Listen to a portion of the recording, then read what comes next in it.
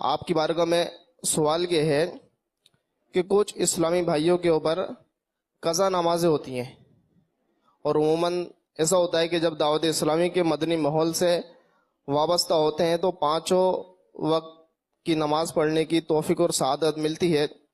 اس سے پہلے کچھ قضا نمازیں ہوتی ہیں، تو ہم اپنی قضا نمازیں کس طریقے سے مکمل کریں کہ ہماری وہ ساری ادا ہو جائیں؟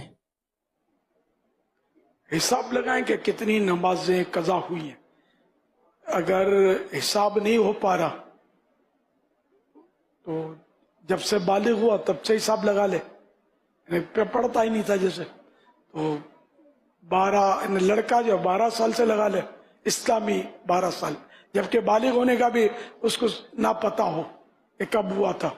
12 اور 15 کے درمیان لڑکا اور لڑکی 9 اور 15 کے درمیان بالغ یا بالغہ یہ ہوتے ہیں۔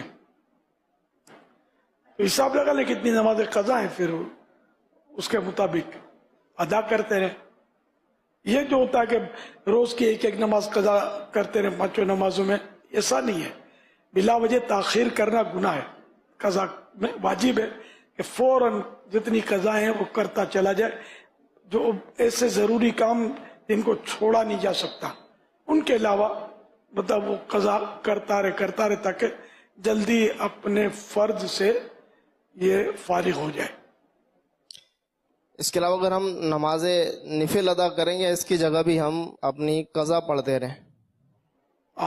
نفل لفظ ہے، نفل تو جو نفل منصوص ہیں حدیثوں میں، جن کا آیا اشراق، چاشت، تہجد یا ظہر کے فرضوں کے بعد جو سنتوں کے بعد 2 نفل ہوتے ہیں، یہ عشاء کے، مغرب کے، اوابین، تو یہ جو منصوص جن میں نص آئی، شریعت میں دلیل آئی جس کی، تو یہ تو پڑھ سکتے ہیں۔